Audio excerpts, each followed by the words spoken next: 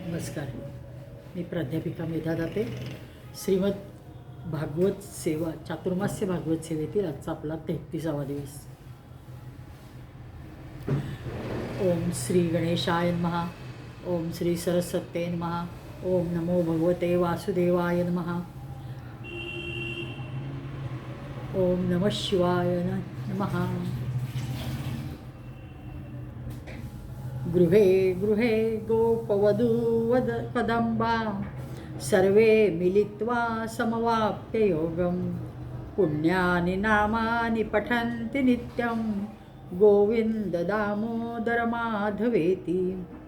श्रीकृष्ण राधाधर गोकुलेश गोपाल गोवर्धननाथ विष्णु जिह्वे पिबस्वामृतमेतदेव गोविंद दामोदर माधवेति. गोपाल कृष्ण भगवान की जय.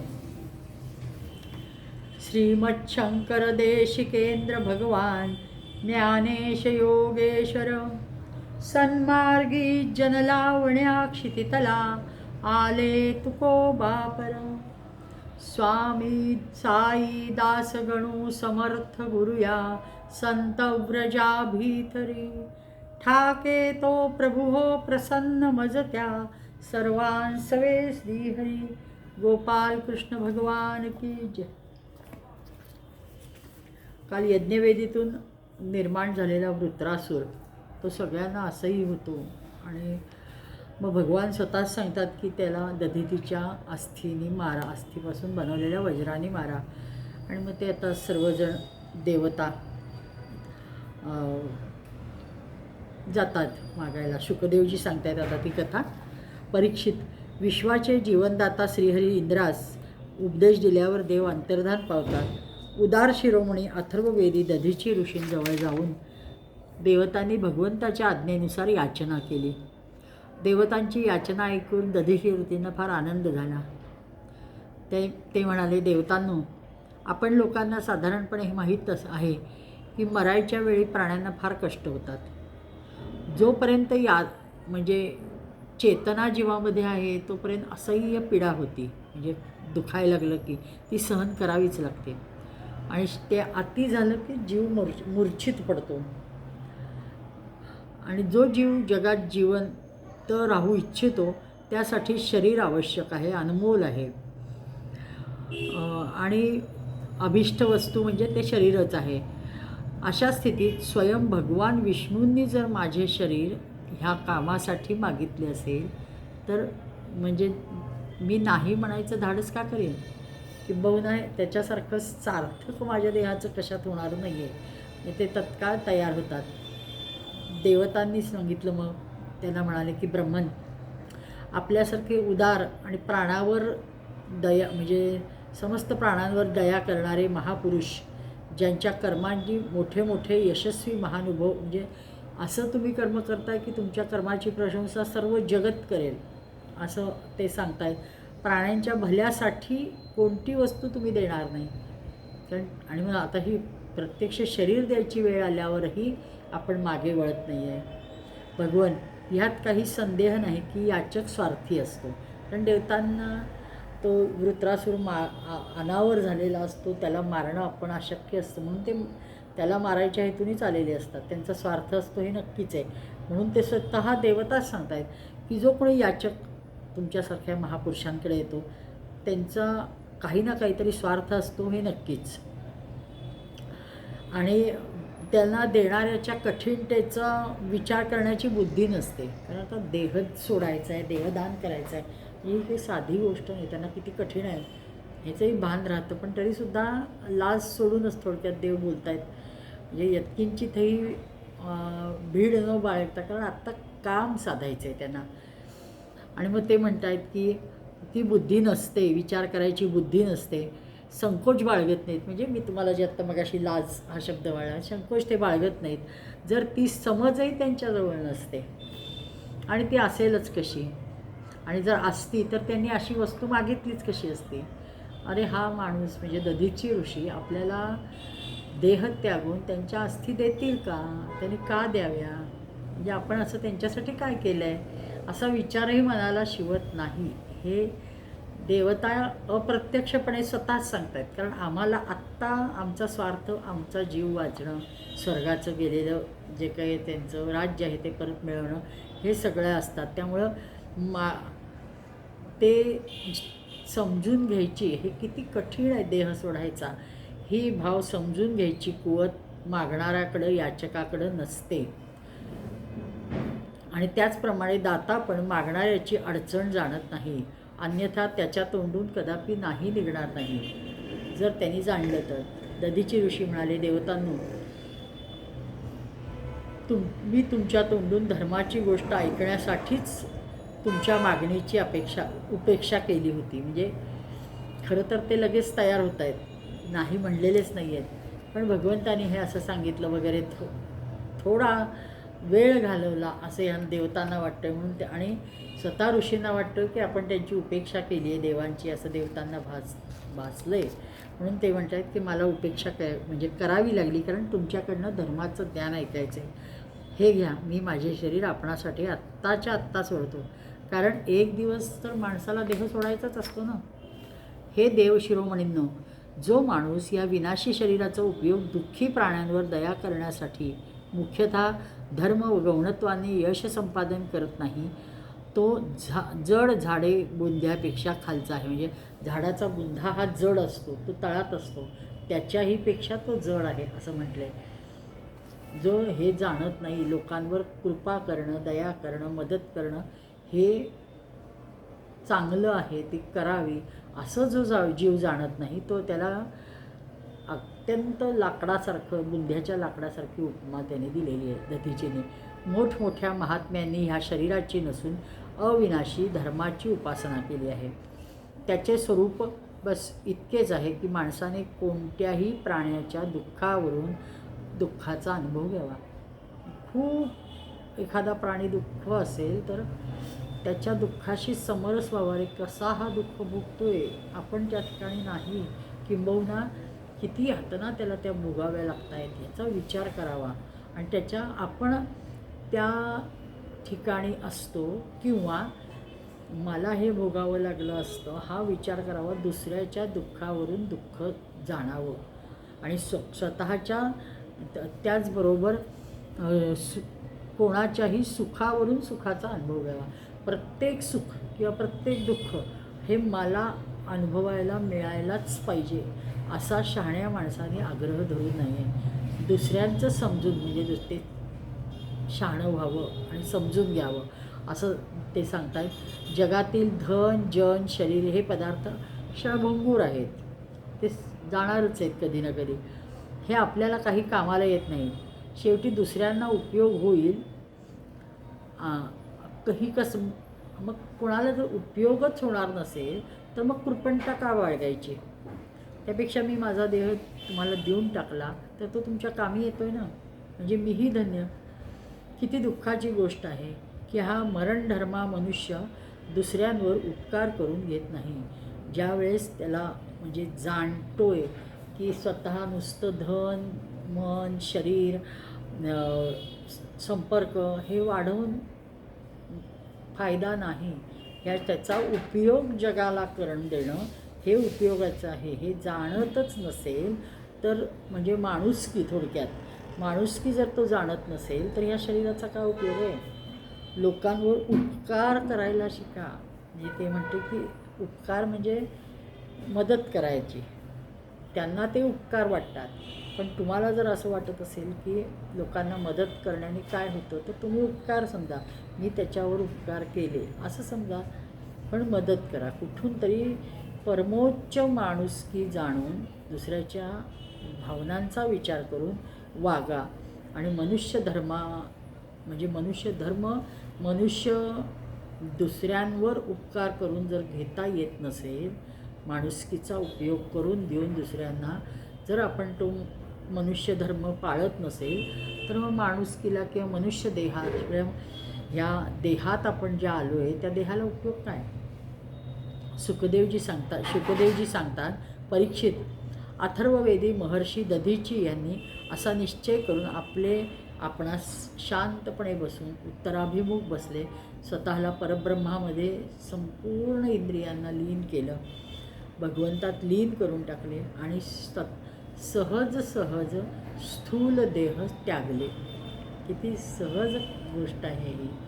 आपल्याला ध्यानापुरतंसुद्धा स्थूल देह त्यागता येत नाही. सतत लक्ष जातं आपलं स्थूल देहाकडं. कुठं मुंग्या येतात का, कुठं पाय वळतं का, हात वळतं का. म्हणजे त्यांनी असं ते देवतांची गप्पा मारतायत, बोलतायत, तेवढ्यात ते खाली बसले.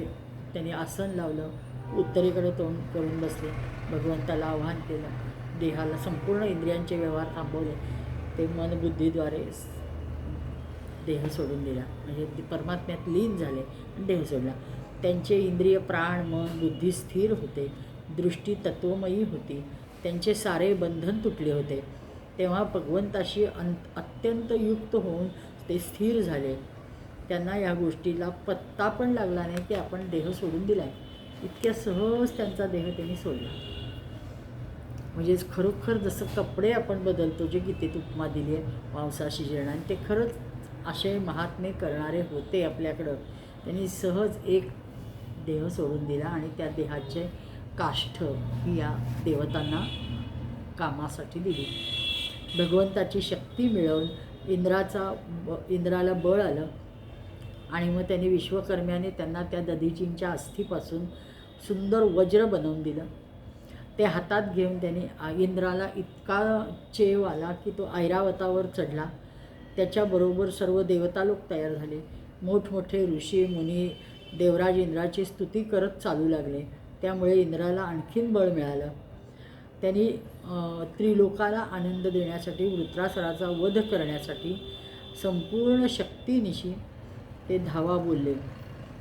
तसेच जसे भगवान क्रुद्ध होऊन काळावर धावा बोलतात, वृत्रासुर पण दैत्याची मोठी सेना घेऊन मोर्चावर एकदम येऊन धडकला.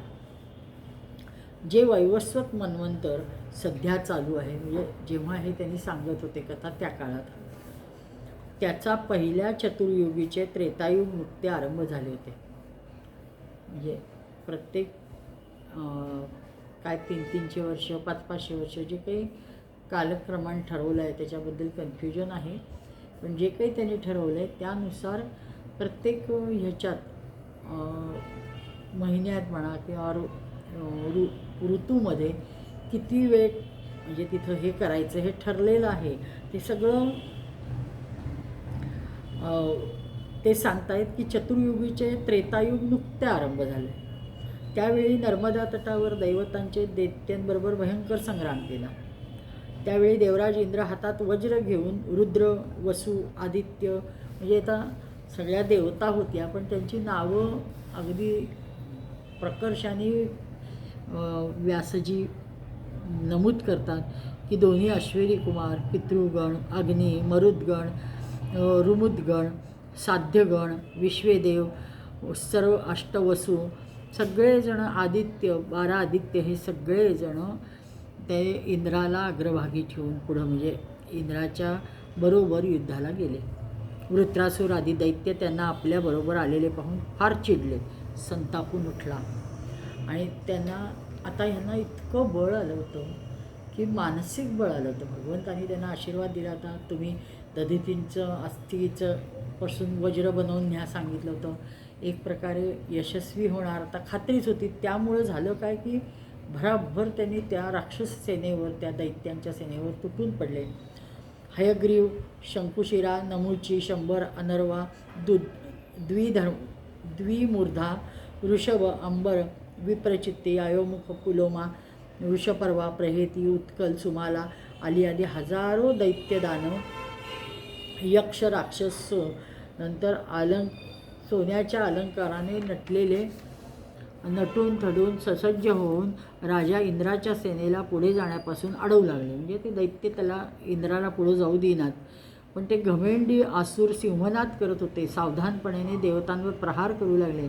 पण आता ह्या लोकांना इतका म्हणजे एक नैतिक अधिष्ठान म्हणतात ना, हे भगवंताच्या आशीर्वादाचं एवढं होतं की ह्यांनी भराभर त्यांची येतील ती आयुधं, गदा असू दे, भरीग असू दे, बाण, प्रास, मुदगर, तोमर, शूल, फरसे, तलवार, तोफा, भ्रुशुंडी, सगळी जी जी अस्त्रांचा वर्षाव होईल त्यांना हवेतल्या हवेत तोडून टाकत होते, ते निपात करत होते. आणि एक वेळ अशी आली की म्हणजे त्यांच्याकडची अस्त्र संपली दैत्यांजवळची. पण त्यांच्या शस्त्रांचा स्पर्शही देवतांना झाला नाही. त्यांनी आपल्या हस्तकौशल्याने आकाशातच हजारो वेगवेगळ्या अशा शस्त्रांचे तुकडे करून टाकले. जेव्हा असुरांची अस्त्रे सर्व समाप्त झाली तेव्हा देवसेनेवर शिखर, वृक्ष, दगड यांचा त्यांनी वर्षाव केला. परंतु देवाने म्हणजे पूर्वीप्रमाणेच ते सगळे कापून काढले, तोडून टाकले. वृक्ष तोडले, दगडांना म्हणजे तुकडे केले. परीक्षित, जेव्हा वृत्रासुराच्या अनुयायी असुरांनी पाहिले की असंख्य शस्त्र देवतांचे काहीच बिघडवू शकले नाहीत, इतकेच नव्हे तर मोठ्या शिळा, वृक्ष ह्यांनीसुद्धा देवतांना खर्चटले पण नाही आहे, मग सर्वच्या सर्व सकुशल आहेत, मग तर ते खूप भ्याले.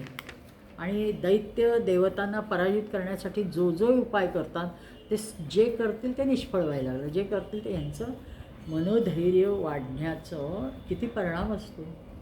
आणि त्याला कारण काय, तर भगवंताचा आशीर्वाद. देवाने आम्हाला आशीर्वाद दिला, आम्हाला काहीही होणार नाही ही एक अंतस्थ भावना किंवा धारणा जी असते ती त्यांना कोणत्याही अस्त्राला कशाचाही प्रभाव ते स्वतःवर पडू देत नाहीत आणि ते सगळ्यांचा निपात करतात. म्हणजे किती महत्त्वाची गोष्ट आहे अधिष्ठान ही. त्याचप्रमाणे जसे भगवान श्रीकृष्णाद्वारा सुरक्षित भक्तीवर शूद्र माणसाच्या कठोर व अमंगलमय दुर्वचनांचा प्रभाव पडत नाही, तसं सर्व ती अस्त्रशस्त्र निरुपयोगी ठरली. भगवद्विमुख असुर आपले प्रयत्न व्यर्थ पाहून उत्साहरहित होत, म्हणजे सगळे त्यांचा उत्साह संपला. मग त्यांची वीरतेची घमेंड उतरू लागली. आता तर ते सदाचार म्हणजे सदाचार नाही, सर्रास. आता तर ते सर्रास वृत्रासाला सोडून पळायला सुरुवात केली. त्यांनी ते रणभूमी सोडली. आता वृत्रासाला हे काही बघवे ना, त्यांनी अतिशय म्हणजे आपल्या अनुयायांना जोरजोरात हाका मारायला सुरुवात केली. आणि काय चाललं आहे, तो म्हणाला की अरे नावं घेतली त्याने. प्रमुख दैत्य होते त्यांचे, विप्रचित्ती, हे नमुची, हे पुलोमा, अरे मया, अनर्वा, शंभरा. अरे थांबा असुरांनो, असं पळून जाऊ नका, माझं नीट ऐका. ह्यात संदेह नाही की जो जन्माला आलो तो एक ना एक दिवस मरणार आहे. ह्या जगात विधात्याने मृत्यूपासून वाचायचा काही उपाय सांगितलेला नाही आहे आणि तो कुणालाही सांगायला आजपर्यंत जमला नाही आहे. अशा वेळी मृत्यूद्वारे जर स्वर्गादी लोक आणि सुयश मिळणार असेल तर कोणता बुद्धिमान माणूस ते त्यागेल. म्हणजे तुम्हाला कळतं आहे का, या संसारामध्ये फक्त 2च प्रकारचे मृत्यू हे दुर्लभ आहेत, श्रेष्ठ मानले आहेत. एक तर योगी पुरुष प्राण्यांना, आपल्या सर्व प्राणांना एकाग्र करतात, मन एकाग्र करून चिंतनाद्वारे शरीराचा परित्याग करतात आणि मनाला ईश्वराच्या ह्याच्यात लीन करतात. मन, बुद्धी, अहंकार सगळं लीन करत करत ते त्याच्याशी एकत्व पावतात, तादात्म्य पावतात. मग तुम्हाला म्हणजे हे काय करतो आहे, दुसऱ्या युद्धभूमीत सेनेपुढे राहून पाठ म्हणजे एक तर हे असं करायचं, ब्रह्मचिंतन करायचं, स्वतःचा देह सोडायचा. पण हे शक्य आहे का, तुम्ही आता रणभूमीवर आहात. मग जर रणभूमीवर आहात तर तुम्हाला सहज हे एक स्वर्गात जायचं हे द्वार आहे की तुम्ही रणभूमीत पाठ न दाखवता समोर येईल त्याच्याशी युद्ध करा, लढता मरा, पण पळून जाऊ नका, असा तो खूप आग्रह करतो. शुकजीवजी सांगतात की परीक्षित, असुर सेना भयभीत होऊन पळायला लागली. सैनिक उतावीळ झाले, ते अचेतून होऊ लागले. त्यांनी आपल्या स्वामीच्या धर्मानुकूल वचनाकडे पण लक्षसुद्धा दिलं नाही. वृत्रासुराने पाहिले की समय अनुकूलतेमुळे देवलोक असुर लोकांना हाकलायला लागलेत, त्यामुळे ते छिन्नभिन्न होत आहेत. ते पाहून वृत्रासूर असहिष्णुता व क्रोधाने चडपडू लागला. त्याने बलपूर्वक देवसेनेला पुढे जाण्यापासून अडवले आणि त्यांना दरडावून तो ललकारू करायला म्हणजे जोरजोरात बोलावू लागला की अरे शूद्र देवतांनो, रणभूमीवर पाठ दाखवणाऱ्या असुरांवर पाठीमागून प्रहार काय करताय? कारण युद्धाचे जे नियम आहेत त्यात हे सांगितले की समोरून वार करा, पाठीमागून कधीही नाही. तुम्ही ते पाठ फिरून पळतायत तर त्यांच्यावर काय वार करताय? हे लोक तर आपल्या आईवडिलांचे मलमूत्र आहेत, पण स्वतःला शूरवीर मानणाऱ्या तुमच्यासारख्या पुरुषांना पण भित्र्या लोकांना मारणे फार कौतुकास्पद किंवा प्रशंसनीय वाटते का? तुम्ही स्वतःला देवता समजताय ना? मग अशा भ्याड लोकांना पाठीमागून मारण्यात कसला लय शहाणपण? तुमच्या मनात युद्धाची शक्ती म्हणजे किंवा इच्छा आहे, युद्धाची इच्छा आहे किंवा शक्ती आहे, पण उत्साह पण आहे, पण आता जिवंत राहून विषयसुख भोगायची इच्छा नाही. तर क्षणभर माझ्यासमोर टिकून दाखवा आणि मग युद्धाची मजाचा देवतांना आवाहन करतो की माझ्यासमोर टिका तुम्ही. परीक्षित म्हणतो वृत्रासुर फार भयंकर होता. तो आपल्या डामडौलाने शत्रू देवतांना भयभीत करू लागला. त्याने संतापाने इतक्या जोरात सिंहनाद केला की पुष्कळसे लोक ते पाहून बेशुद्ध झाले. वृत्रासुराच्या भयानक गर्जनेने सर्वच्या सर्व देवता मूर्छित झाल्या. जणू काय वीजच कोसळावी असं सगळं झालं. ज्याप्रमाणे मदोन्मुक्त गजराज सरसकट सगळी वनातली झाडं विस्कटून टाकतो, उसकटतो, प्रचंड त्याच्या अंगात माज चढला की म्हणतात विस्कटून टाकतो रणपिपासू, त्याप्रमाणे हा रणपिपासू इतका संतापला की माझ्या सैन्याला तुम्ही पळून लावले, आता तुम्हाला मारल्याशिवाय मी सोडत नाही. म्हणून स्वतः एकटा असतानासुद्धा वृत्रासूर भयानक चिडतो आणि आपलं त्रिशूळ घेतो आणि तो एक एक देवसेनांना कुचत जोरजोरात त्यांच्या अंगावरनं चालत त्यांना ढकलत पाडत चालत म्हणजे वेगानेच त्याच्यावरनं जायला सुरुवात करतो. वज्रपाणी देवराज इंद्रांना तर त्याचे हे कृत्य पाहावेना. जेव्हा ते त्याच्याकडे झेपावले तेव्हा त्याने आणखीनच चिडून आपल्या शत्रूद्वार मोठी गदा चालवली आणि त्या पराक्रमी वृत्रासुराने क्रोधाने लाल होऊन त्याच गदेने इंद्राचे वाहन ऐरावताच्या डोक्यावर प्रहार केला. त्याच्या ह्या कार्याची सर्व लोक प्रशंसा करू लागले. वृत्रासुराच्या गदेच्या प्रहाराने ऐरावत हत्ती वज्राहत पर्वताप्रमाणे हेलपाटला म्हणजे त्याचा तोल गेला आणि तो स्थिर उभा राहायला येईना, त्याला इतकं जोरात मार बसला होता. डोके फुटल्यामुळं ते फार व्याकुळ झाला होता. रक्त वाहत होतानाच इंद्र म्हणजे 28 हात मागं हटला. इंद्र समोर होता, त्याच्याशी युद्ध चालू होतं, पण 28 हात त्याला हे मारल्यावर 28 हात मागे हटला.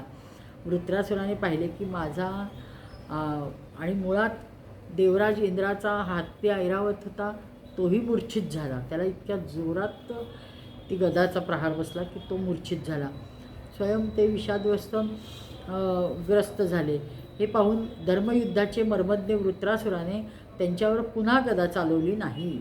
आता हे किती, हा तर दैत्य आहे पण युद्धाचे नियम किती काटेकोर पाळतो आहे आणि नुसता पाळत नाही आहे. त्यांनी इतकं खूप म्हणजे काय नेमकं भाषण केलं आहे की बोलला आहे तो की मी नुसतं युद्ध करणार नाही. त्याच्यातनं त्यांनी जे प्रहार केला त्या प्रहाराने इंद्राची गदा खाली पडते आणि इंद्राची गदा खाली पडली की इंद्राला म्हणजे युद्धाला थोडासा वेळ लागतो ना, खालनं त्याला घ्यायला शरम वाटायला लागते गदा कशी उचलायची. तर त्यासाठी म्हणजे तो म्हणतो की अरे इंद्रा, तू माझ्यावर वज्राचा प्रहार लवकर कर आणि न लाजता तू उचल. अरे काय लाजतोयस, तुझी गदा पडली.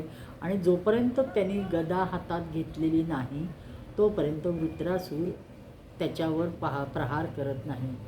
म्हणजे प्रचंड काय तो वृत्रासूर असतो, तो तष्ट्याने यज्ञातनं दक्षिण यज्ञातनं उत्पन्न केलेला असतो.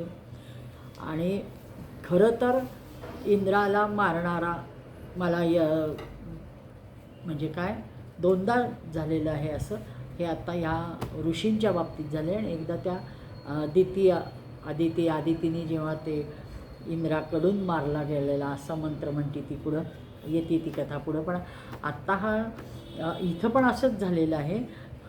हे जे ऋषी आहेत हे म्हणतात की मला इंद्रशत्रू विवर्धस्व, इंद्रशत्रू विवर्धस्व म्हणजे असा तो मंत्र म्हणत हवन करतात की इंद्र शब्दाला उदात्त केल्यामुळं आणि शत्रू शब्दाला अनुदात्त केल्यामुळं शब्दाच्या अर्थाचं परिवर्तन होतं आणि परिणाम असा होतो की इंद्रघातक पुत्राऐवजी इंद्राकडून मारला जाणारा असा पुत्र प्राप्ती होते. आणि तोच हा वृत्रासूर असतो. त्याला मारायला भगवंताने हे दधीची ऋषींच्या अस्थींपासून वज्र बनवा सांगितलेलं असतं. ते बनवून विश्वकर्म्याकडनं घेतलेलं असतं आणि त्याच्या समोर ते वज्र खाली पडल्यावर तो त्याला निशस्त्र इंद्रावर प्रहार करत नाही. तो म्हणतो इंद्रा न लाजता ते उचल, मी तुझ्यावर प्रहार करत नाही, जेव्हा तू उचलशील तेव्हा मी प्रहार करतो आणि लवकर. आणि त्याला हेही कळत असतं की हा वज्राने आपला अंत आहे. तो म्हणतो तू लवकर उचल आणि मला मार आणि जय तुझाच होणार आहे रे, परंतु तुझ्यापेक्षा भगवंताची कृपा मात्र माझ्यावर जास्त आहे. आणि एवढ्या खात्रीने तो म्हणत असतो की लौकिक सुखाच्या प्राप्तीचा प्रयत्न सफल न झाला की समजा की भगवंतांनी तुमच्यावर कृपा केली आहे. आणि आपण एक्झॅक्ट उलटं समजतो की आपलं काही काम झालं नाही की आपल्याला वाटतं की अरे काय देवा माझंच कसं काय काम करत नाही, होत नाही आहे, मीच कसं अपयशी, मीच कसं, म्हणजे आपण आपल्याला दूषणं देतो. आणि इथं तर ते सांगतात की लौकिकातली जी काही तुमची कामं अडतात किंवा कामं होत नाहीत त्याच्यात अपयश येतं त्यावेळेस ती तुमच्यावर भगवंताची कृपा असते. आणि मग ते लौकिक सुख त्याच्यापासून मिळत नाही. पण लौकिक सुख मिळाले तर जीव ईश्वरापासून विमुख होतो, तो ईश्वराकडे वळायलाच जात नाही. ईश्वरासन्मुख जीवाला करण्यासाठी एक श्रीकृष्णाचे नामस्मरण हे कधीही माणूस करू शकतो. म्हणजे लौकिक सुखात विघ्न उपस्थित झाले की समजायचं की प्रभू आपल्याला अलौकिक सुख देऊ इच्छितात, म्हणून ह्या छोट्या छोट्या सुखात ते विघ्न येते. ज्या जीवावर प्रभूची कृपा होत असते त्याच्या लौकिक सुखाचा प्रयत्न भगवंत सफल होऊ देत नाही. जीवावर भगवंत साधारण कृपा करतात, त्याला मात्र लौकिक सुख भरभरून देतात. वृत्रासूर इंद्राला म्हणतो इंद्रा जय तुझा हे ठरलेलंच आहे रे, पण मी भगवंताच्या धामास जाणार, म्हणजे जास्त यशस्वी मीच, कारण माझे तिथून पतन कधीच होणार नाही. आणि मला लौकिक सुख भलेही न मिळो पण मी भगवंताच्या धामी जाणारच. वृत्रासूराने असं म्हणून हरीची स्तुती केली आहे. खूप छान स्तुती भगवंताची त्याने केली आहे. ती साधारण 6व्या भागवताच्या 6व्या स्कंदातल्या 11व्या अध्यायातल्या 24पासून आहे. 24, 25, 26 अशी ती स्तुती आहे. 26, 27 4-5 श्लोकात ती स्तुती आहे. अहम हरे तव पादैकमूल दासानुदासो भवितास्मि भूय मनस्मरेता सुपतेर्गुणास्तैर् गृणीत वाक्कर्म करोति काय. म्हणजे प्रभो माझ्यावर अशी कृपा करा. हे पुढं ते 5 श्लोक आहेत, आपण एक नमुन्याला घेतला. अशी कृपा करा की आपल्या चरणकमलांच्या सेवकांची अनन्य भावाने सेवा करायची संधी मला प्राप्त होईल. हे प्राणवल्लभा माझे मन तुझ्या मंगलमय गुणांचे स्मरण करीत राहू दे, म्हणजे सतत मी भगवंताचं गुण गात राहू दे. माझी वाणी तुझे गुणगान करू दे. माझे शरीर तुझ्या सेवेत सतत संलग्न असू दे. हे भगवान आपणाला सोडून मला तर स्वर्ग, ब्रह्मलोक, भूमंडल, रसातल, योगसिद्धी इतकेच नव्हे तर मोक्षसुद्धा नको, त्याचीसुद्धा मला इच्छा नाही. हे बोलतोय तो वृत्रासूर बरं का. म्हणजे किती अजब आहे. हा देवतांचा शत्रू आहे, तो दैत्य म्हणून समोर आला आहे, त्याचा जन्म यज्ञातला आहे म्हणजे आणि तष्ट्यांमार्फत आहे म्हणजे तो ब्राह्मणच आहे असं तो स्वतःला समजतोय. आणि ते खरंही आहे. सगळ्याची उत्पत्ती ब्रह्मदेवापासून म्हणजे ब्राह्मणच सर्वजण. हे कमलनयन, आपल्या दर्शनासाठी माझे मन उत्कंठित आहे. पुढच्या श्लोकात ते म्हणतात, ज्याप्रमाणे पंख न फुटलेली पक्ष्यांची पिले मातेची वाट पाहतात, भुकेलेली वासरे गाईच्या परतायची वाट बघतात, किंवा एखादी विरहिणी पत्नी आपली पती परदेशातून येण्याची वाट बघते. म्हणजे इतकी मुक्तीची मला इच्छा आहे. म्हणजे मग इतकी मला तुझ्या काय म्हणतात त्याला, संपर्काची, तुझ्या कृपेची इतकी मला याचना आहे. इतकी मी याचना करतोय, ती मला मिळू दे. माझ्या कर्माचे फळ मला जन्ममृत्यूच्या चक्रात वारंवार फसावे लागले तरी मला काही फिकीर नाही, त्याची मला पर्वा नाही. पण मी जेथे जाईन तेथे कुठल्याही योनीत मी असू दे, मला तुझ्या प्रिय भक्ताची मैत्री मिळू दे, त्याचा संपर्क मिळू दे, त्याचा सत्संग होऊ दे. हे भगवान, माझी केवळ एवढीच इच्छा आहे की आपल्या मायेमुळे शरीर, घर, स्त्री पुत्राधिक आसक्त झालेल्या माणसांशी माझा कधीही संबंध येऊ देऊ नकोस. अतेत मायेत गुरफटलेल्या लोकांशी आपण 4 हात दूर राहावं. म्हणजे हा तर म्हणतोय की अशा लोकांना माझ्या संपर्कातच नकोत. ती लोक दीन होऊन प्रभूला शरण गेले तर प्रभू जीवाला आपलाच मानतात. वृत्रासुर किती दीन बनला होता. तो म्हणतो की मी भगवंताची सेवा करण्यास तर अपात्र आहे, म्हणून मी भगवंताच्या दासांची सेवा करीन. मी केवळ भगवंताच्या सेवक वैष्णवांची सेवा करीन. मी माझ्या सर्व इंद्रियांना भक्तिरसाचे दान दिले आहे. माझी वाणी कीर्तन करो, माझे कान आपली कथा ऐकोत. वैराग्याशिवाय भक्ती दृढ होत नाही. आणि भक्तिभोगासाठी करू नका. भक्ती तर मनुष्यासाठीच करायची असते. आणि दुसरा श्लोक वैराग्याचा आहे. तो वृत्रासुर भक्तीच्या द्वारे इंद्राचे राज्य व मोक्ष मिळवण्याची अभिलाषा पण ठेवत नाही. वृत्रासुराला भगवंताने विचारले की वैष्णवांची सेवा करून तुला काय मिळवायचे, म्हणजे तुला वैष्णवांची सेवा का हवी आहे. तेव्हा तो वृत्रासुर म्हणतो की अरे मला स्वर्गाचीच काय, पण ब्रह्मलोकाची सुद्धा इच्छा नाही. म्हणजे उत्तर त्यांनी किती विचारपूर्वक दिलं आहे. मला ब्रह्मलोकाची सुद्धा इच्छा नाही. भोग भक्तीस बाधक असतात. आजकाल म्हणजे त्याबद्दल शिक्षण असं दिलं जात नाही, उलटं शिकवलं जातं. तो विषय आत्ता नाही आपला. पण वृत्रासुर म्हणतो मला कोणतीच इच्छा नाही, मी तर आपल्यासाठीच सेवा करीत आहे. मला फक्त आपल्या उपयोगाला पडायचं आहे, त्यासाठी देहखर्ची घालायचं आहे. म्हणजे थोडक्यात पहिल्या श्लोकात तो शरणागती बोलतो, दुसऱ्या श्लोकात वैराग्य प्रकट झाले आणि ज्ञानी शरणागतीचे 3 प्रकार म्हणतात. नाथ, मी आपल्यात आहे. परमेश्वराने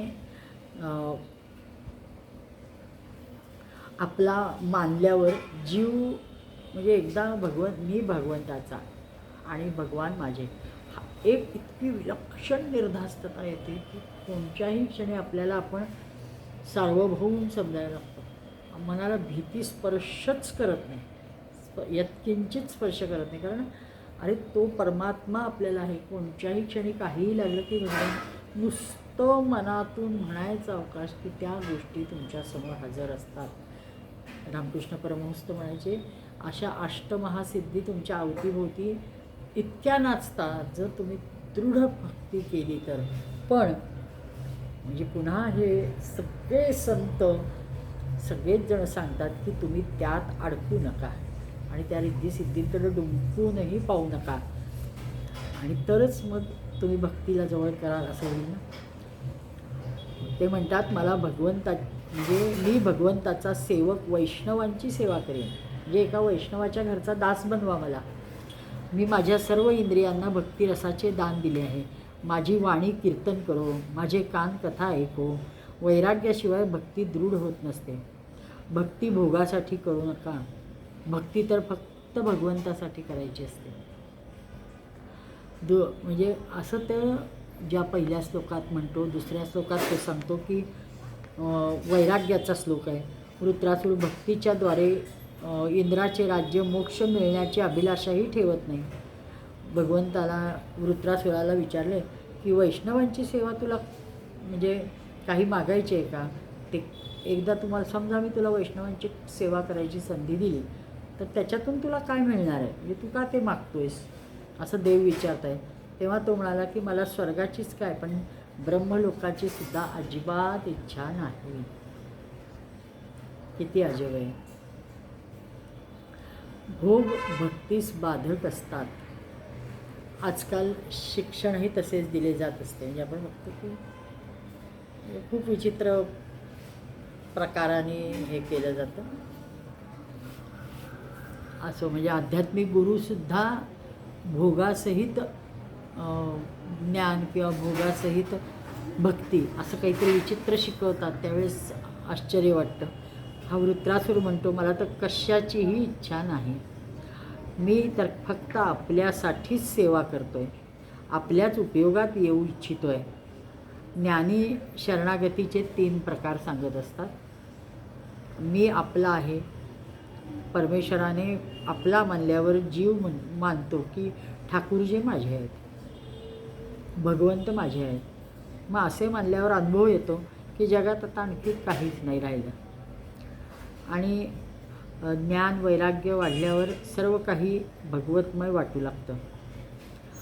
आणि मग माझे पण नष्ट होते आणि अहम ब्रह्मास्मी हे जे बोधवाक्य आपलं ब्रीदवाक्य आहे वेदांचं, त्याची अनुभूती येते. या जगात त्या साधकासाठी भगवंताशिवाय अन्य काहीही उरत नाही. संपूर्ण मीपणाच संपतो. मी ईश्वरात विलीन होतो. 3ऱ्या श्लोकात प्रभो आपल्या दर्शनासाठी मला आतुर बनवा, मला म्हणजे तळमळ लागू दे की मला देवाचं दर्शन कधी होतं आहे, मला देवाचं दर्शन आत्ता होईल का, मला कधी होईल. भागवत ऐकल्यावर 6व्या स्कंदापर्यंत आलो आहे, मग 10व्या दशम स्कंदात मला भगवंताचं थोडं तरी झलक दर्शन तरी मिळेल का. 12 स्कंद झाल्यावर पूर्ण भागवत ऐकून झाल्यावर तरी एखाद दिवशी तरी मला त्याच्या नामाचं प्रेम उफाळून येईल का. हे आपण अशा प्रकारे जीवाने विचार केला तर ती प्रगती भक्तीत होते. वृत्रासुर म्हणतो की मला कशाची इच्छा नाही, मला आपल्यासाठीच सेवा करायची आहे.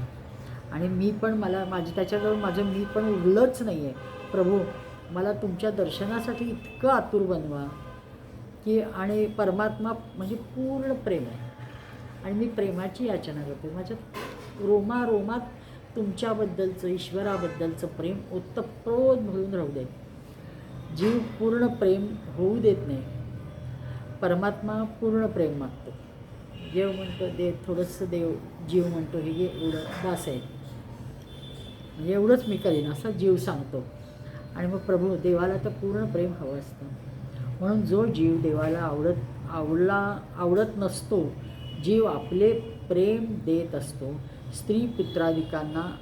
म्हणून वृत्रासुर म्हणतो की भगवान माझी एक इच्छा आहे की मी आपल्या दर्शनासाठी आतुर झालं पाहिजे. मग ही वेळ कधी येणार. हे प्रभो मला तुम्ही एखाद्या वैष्णवाच्या घरची गाय बनवा, मला सतत वैष्णवांच्या तोंडचं नाम ऐकायला मिळेल, त्यांचा सत्संग घडेल. जर एखाद्याच्या घरात मी माणूस म्हणून जाणं शक्य नसेल तर देवा मला सोपं आहे उपाय, तुम्ही मला एखाद्या भक्ताच्या घरी वैष्णवाच्या घरी पाठवा. जर माझे दूध प्रभूच्या उपयोगात येणार असेल तर मी पशुसुद्धा बनण्यास तयार आहे. पशु शरीरातही मला सत्संग मिळेल हे नक्की, कारण माझं देह पशुच आहे पण माझे कान त्या स्वराकडे आहेत की जो स्वर उच्च स्वराने नामस्मरण करतो आहे. असा महावैष्णव आहे आणि त्याच्या घरात जर मला हे मिळालं पशुचं गाईचा जन्म, तर माझ्यासारखा भाग्यवान मीच. म्हणजे किती उत्तम आणि उत्कट भक्ती केली पाहिजे हे भागवत सांगते आपल्याला. इतकी सुरेख स्तुती केली की इंद्रासनसुद्धा डोलायला लागलं. भगवंताला परतंत्र बनवतो, म्हणजेच भक्ती भक्ताचा वश करून देते. म्हणून भगवान मुक्ती देण्यास तयार नसतात. भगवंत मुक्ती लवकर देतात पण भक्ती देत नाहीत. मुक्ती देतात, सहज देतात. कारण त्याच्यात त्यांना ते म्हणतात की मुक्ती द्यायला मला अवघड नाही आहे, कारण भक्ती दिली की मी भक्ताच्या अधीन होतो. आणि मी भक्ताच्या म्हणजे शब्द पाळावा लागतो, भक्ताला झेलावं लागतं आणि भक्ताला कुठंही खाली पडू देता कामा नये, असं म्हणजे त्याचा मान सन्मान सगळं जपावं लागतं मला. मी भक्ताधीन होतो म्हणून भगवान कुणालाही अंतःकरणात सहजासहजी भक्ती निर्माण होऊ देत नाही. पण ती निर्माण केली गेली पाहिजे जीवाकडून, म्हणून व्यासांनी हा सुंदर भागवत ग्रंथ लिहिला आहे की. आणि भक्तांचे इतक्या विभिन्न छटा सांगितल्या आहेत की कुठल्या तरी छटेला किंवा कुठली तरी कथा आपल्याशी जुळती वाटून भक्त आजच्या काळातली लोकंसुद्धा या कथा ऐकून स्वतःच्या मनातल्या उर्मी ज्या आहेत त्या भक्तीच्या उर्मी बाहेर काढतील आणि भक्त बनतील, म्हणून तो प्रार्थना करतो. आणि देव मात्र म्हणतो की जर असे भक्त बनले तर त्यांच्या मी अधीन राहतो, त्यांच्या मला म्हणजे हृदयात राहावं लागतं आणि मी बंधनात अडकतो. म्हणून त्यापेक्षा मला मुक्ती देणं सोपं आहे. तुला मुक्ती हवी असेल तर मुक्ती घे, पण मला भक्तीच्या बंधनात अडकवू नको, असं देव म्हणत असतात. आणि इकडं ह्याच्या तोंडून एवढी सुंदर स्तुती ऐकून सगळ्या देवता चक्रावतात. बरं तो बोलतोय भगवंता प्रत्येक, तो म्हणतोय मला मुक्ती नको, मला भक्ती दे. आणि हे सगळं एका दैत्याच्या तोंडातून कसं शक्य आहे? म्हणजे इंद्रादी देव आश्चर्यचकित होऊन बघतात. त्याची स्तुती संपती, तो भगवंताला हवेतल्या हवेत नमस्कार करतो आणि मग लगेच इंद्र त्याचा वध करतो. मुळात त्यांनी एकदा ऐरावता सकट इंद्राला गिळलेलं असतं, पण नारायण कवचाच्या प्रभावाने इंद्र त्याचं पोट फाडून बाहेर येतो आणि तो प्रचंड श्रेष्ठ दैत्य असतो, तो आपलं पोट जोडतो. पण देव तो ते त्याच्या स्वतःवर उपचार करत असताना इंद्र त्याच्यावर पुन्हा त्यांनी थांबतो. म्हणजे तो सर्व जाणत असतो, पण इथं मात्र इंद्र त्याच्यावर घाला घालतो आणि इंद्र त्याला छातीवर प्रहार कर, ह्याच्यावर प्रहार कर त्या वज्राने, आणि शेवटी तो मरतो. पण मग आता वृत्रासूर एवढा ज्ञानी कसा? तो असुर होता ना, त्याला असुर म्हणलं आहे, दैत्य येतो, मग तो एवढा ज्ञानी कसा? हा प्रश्न आता परीक्षित राजाला पडतो. मग तो म्हणतो तो असा भक्त कसा बनला? त्या भक्तीबद्दल त्याला एवढं कसं काय जास्त माहिती? राक्षस योनीत जर तो म्हणजे जन्मलेला होता, त्याला तीव्र भक्ती केली पाहिजे हे कसं कळलं? त्याचा पूर्ववृत्तांत काय? शुकाचार्य सांगतात, राजा ऐक. वृत्रासूर आपल्या पूर्वजन्मी चित्रकेतू नावाचा राजा होता. आता गंमत अशी आहे की ह्या गोष्टी खूप छान आहेत, खूप इंटरेस्टिंग आहेत, एकात नाही एक निघतात. हा वृत्रासूर दधीच्या ऋषींच्या अस्थिंच्यापासून त्याला मरण आहे हे कळलेलं असतं, म्हणजे देवतांना सांगितलं, त्याचा वध करतायत. मग त्याचा वध झाल्यावर हा वृत्रासूर जन्माला येतानाच त्वष्ट्याने यज्ञातनं आलेला आहे, पण तरीसुद्धा त्याला पूर्वजन्म होता, कारण तो पूर्वजन्मी चित्ररथ राजा होता असं ह्याच्यात सांगितलेलं आहे. मग तो नुसता राजा होता का? त्याची काय गोष्ट आहे? तर आता ते सांगतायत. शुक महामुनी सांगतात की राजा वृत्रासूर आपल्या पूर्वजन्मी चित्रकेतू नावाचा राजा होता. त्याच्या राणीचे नाव होते कृतद्युती. त्याला संततीच नव्हती. त्याने कैक राण्या केल्या, पण काहीही झालं तरी त्याला संतती होत नाही. तो विचित्र कल्पना करतो की तोच म्हणजे चित्रकेतू नावाचा अर्थ सांगितला आहे की जो चित्रविचित्र कल्पना करतो तो चित्रकेतू. बुद्धी हीच कृतद्युती आहे.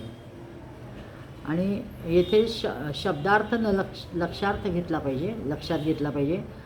आणि जीव सतत चित्रविचित्र आपण कल्पना करतच असतो, म्हणजे आपला कोणताही जीव हा चित्रकेतू आहे. आणि बुद्धी ही कृतद्युती आहे. मन अनेक विषयांचा विचार करत असते, त्याचा विषयाकार स्थितीत चित्रकेतूचा जन्म होतो.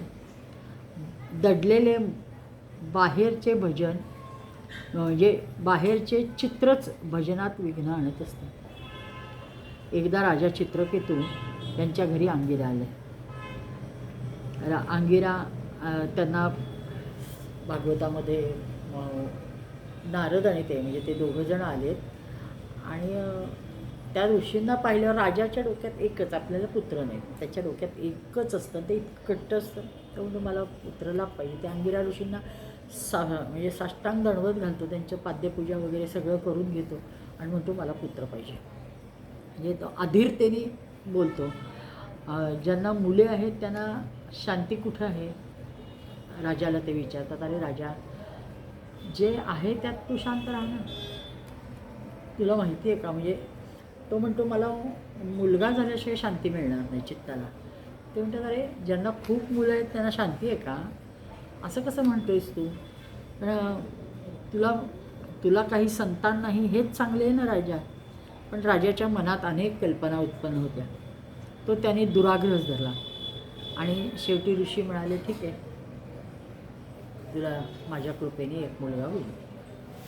राजाला आणखी काही पत्न्या होत्या आणि म्हणजे तो जे काही ऋषी फळ देतात ते तुझ्या ते कृतद्युती राणी, तिला, कारण ती महाराणी असते, तिला दे. आणि ती राजाला अनेक पत्न्या होत्या, कारण त्यांनी पुत्र लाभाच्या म्हणजे प्रेरणेने, लालसेने, त्या इच्छेने असंख्य राण्या केल्या त्या, पण कुणालाही पुत्रप्राप्ती होत नाही.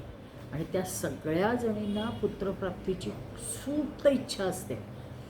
आणि ज्यावेळेस हे अंगिरा ऋषी जे फळ देतात ते राजा त्या कृतद्युतीला देतात, त्यावेळेसपासून ह्या सगळ्यांच्या मनात, कारण तिचे 9 महिने भरस्तवर राजा अखंड तिला काय हवं काय नको इतकी सेवा करत असतो आणि इतक्या तिच्यात मग्न होत असतो की म्हणजे ह्या सगळ्या सवती मत्सर यांचा भडकतो, खूप भडकलेला असतो. कसं तिला खाली पाडायचं किंवा तिला दुःख द्यायचं काय कळल्याने राजाचं त्याच्यावरचं लक्ष विकेंद्रित होईल असा ते सतत विचार करत असतात. पण ते त्या 9 महिन्यात त्यांना काही शक्य होत नाही. म्हणजे आणि ते सतत राजा त्या राणीबरोबर राहायचा.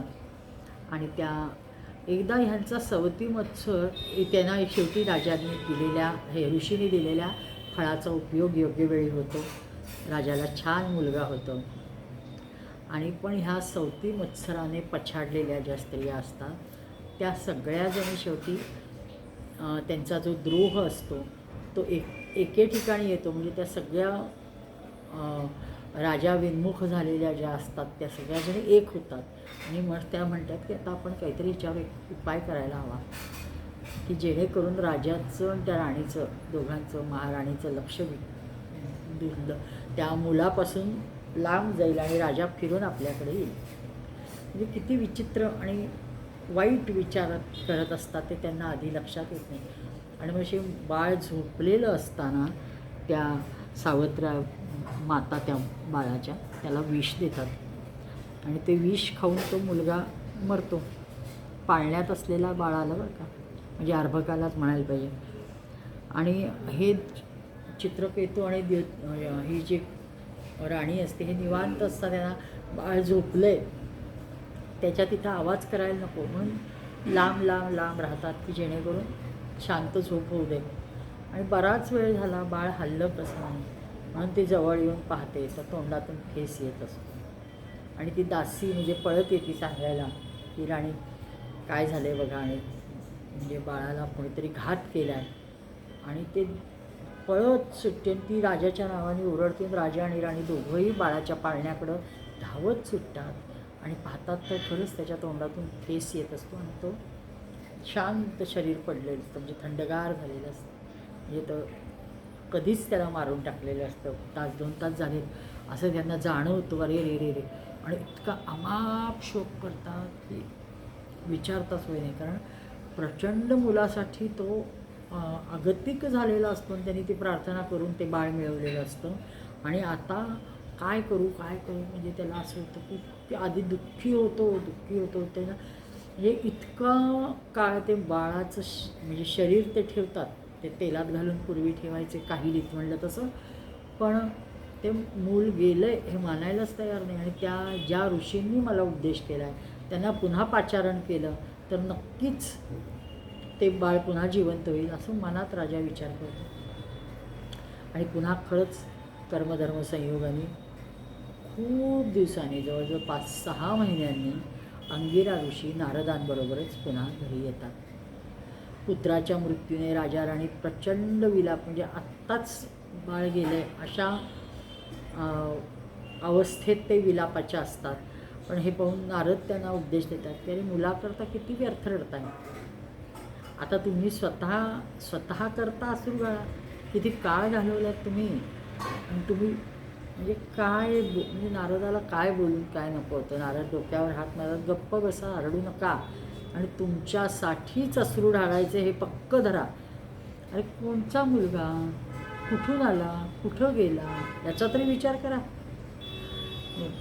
आणि मग तो सांगतो की पुत्र तर 4 प्रकारचे असतात. एक शत्रुपुत्र, म्हणजे पूर्वजन्मीचा कोणीतरी वैरी तुमच्या पोटी पुत्र रूपाने येतो. दुसरा ऋणानुबंधी, पूर्वजन्मी दिलेले ऋण वसूल करायसाठी पुत्र रूपाने येतो. तिसरा उदासीन पुत्र, म्हणजे जोपर्यंत अविवाहित असतो तोपर्यंत तो मात्या पित्यांसोबत असतो आणि आई बाबांकडून तो काही घेत नाही, त्यांना काही देत नाही. आपला म्हणजे असा मुलगा आईवडिलांपासून बापांपासून लग्न झाल्या वेगळा राहतो. आणि आईबापांना असं वाटत असते की मुलाचे लग्न झाल्यावर म्हणजे त्याचे 4 हात झाले की आपली सेवा करेल, पण म्हणजे तो त्यांनाही द्यायला जात नाही, आपणही काही घ्यायला जात नाही, असा उदासीन. आणि चौथा म्हणजे सेवक पुत्र, पूर्वजन्मी सेवा घेतली असेल म्हणून या जन्मात सेवा करण्याच्या हेतूने पुत्ररूपाने तो जन्माला येतो, आलेला असतो. तो सेवा करतो. म्हणजे पुंडलिकाचं म्हटलं की स्कंदपुराणात सांगितलं की पुंडलिकाचे चरित्र आहे, पुत्राने पित्याची सेवा कशी करावी याचे उत्तम उदाहरण आहे. त्याच्या पुंडलिकाचं दर्शन घ्यायला आईवडिलांची इतकी सेवा करत असतो, म्हणून भगवान स्वतः येतात. आणि ते दर्शन घेण्यास भगवंताकडे गेला नव्हता, कारण मला आईवडिलांची सेवा करायची, मग तो अखंड आईवडिलांची सेवा करतो. आणि म्हणजे इतकी छोटी झोपडी, असं फार मोठं वैभव राजमहाल आहे असं नाही, पण आईवडील दोघं झोपले, त्यांचे पाय चेपत असतो, त्यांना पाणी लागलं काय लागलं ते तोंडात घालत असतो, त्यांना आनंद द्यायचा प्रयत्न करत असतो. आणि देवाला अनावर होतं ह्या अशा, कारण आईवडिलांची सेवा करणाऱ्याच्या देव अधीन आहे असं देव पुन्हा पुन्हा सांगतात. आणि तेच माझं रूप आहे, आईवडील हेच माझं रूप आहे देव सांगतात. आणि मग ते म्हणतो की जे मला ह्याच्या भेटीला जायलाच पाहिजे, हा किती छान सेवा करतो. म्हणून देव जातात त्याच्या दारावर, तेव्हा पुंडलिक इतका सेवेत मग्न असतो. आणि खरं तर गरीब आहे, बिचारा आहे, लहान झोपडीत आहे, बसायलाही जागा नाही आहे. आणि कोण आहे तर ते सांगतात मी आहे देव. तर तो म्हणतो ठीक आहे, माझी एवढी सेवा संपली की येतो. अरे मी तुला भेटायसाठी आलो आहे.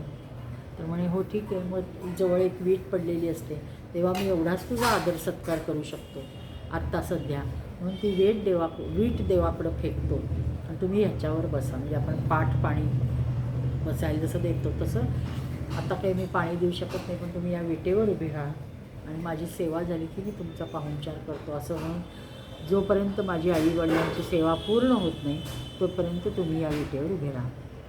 आणि मग भगवान साक्षात प्रकट झाले तरी पुंडलिकाने आईवडिलांच्या सेवेत व्यत्यय येऊ दिला नाही. मग देव तिथं अशा भक्तांच्या भक्तीच्या अधीन राहतात. त्यांनी ते काम सोडलं नाही. आणि ह्याच ईटची वीट झाले. आणि त्या विटेचं विठोबा आज आपण हा पंढरपूरचा जो म्हणतो तो, इथं उभं राहता राहता भगवंत थकले तेव्हा त्यांनी आपला हात कमरेवर घेतला की आपण आधारासाठी. आणि उन्हा पावसात ते काळे पडले, म्हणजे सावळा वर्ण अजून काळा झाला. कमरेवर हात ठेवून भगवंत जगाला हेच दाखवतात की माझ्याजवळ येणाऱ्याला संसार कमरे एवढा खोल आहे, त्यात बुडण्याची त्याला भीती राहत नाही. एक खूप सुरेखच एक उदाहरण आहे की भगवंताची भक्ती केल्यावर, भक्ती करताना तुम्ही जर आईवडिलांची सेवा केली तर ती भगवंताचीच आहे हे त्यांनी सांगितले. म्हणजे जे 4 पुत्रांचे प्रकार सांगितले.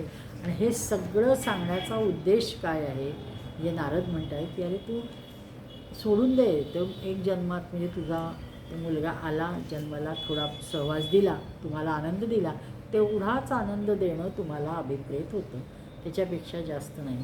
म्हणजे राजा म्हणतो, छे छे छे, असं नाही. मला जास्त म्हणजे माझा पुत्र हवाच. नारद म्हणतात, अरे राजा, तुझा काय अट्टहास चालला आहे? तुझा पूर्वजन्मीचा शत्रू तुझा पुत्र बनून तुझ्या पोटी जन्मला होता. बरं झालं ना तो मेला. तुला आनंद वाटायला हवा. घर, धन, पत्नी, विविध ऐश्वर्य, समृद्ध, मैत्र, नातेवाईक, सर्व म्हणजे सगळेजण हे नाशिवंतच आहेत आणि दुःख देणारे आहेत. तू त्याकडे लक्ष दे आणि दुर्लक्ष कर. पण खूप तो नारद सांगतो, पण चित्रकेतू काही ऐकायला तयार नसतो. तो म्हणतो मला पाहिजेच म्हणजे पाहिजे. मग ते दोघंही भगवत भक्त असतात आणि त्यांना अशक्य काहीच नसतं.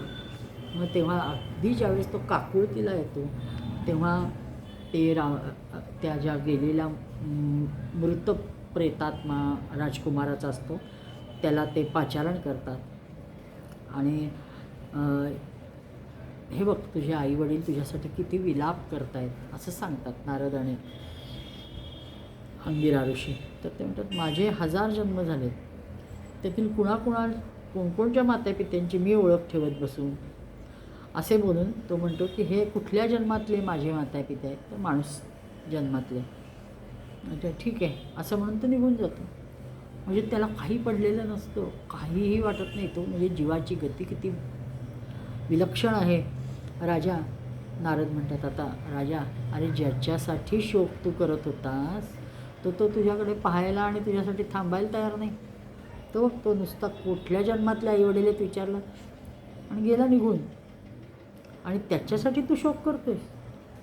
आणि मग नारदांनी चित्रकेतूला दिव्य ज्ञान दिले, तत्वोपदेश केला, संकर्षण मंत्राचाही उपदेश केला.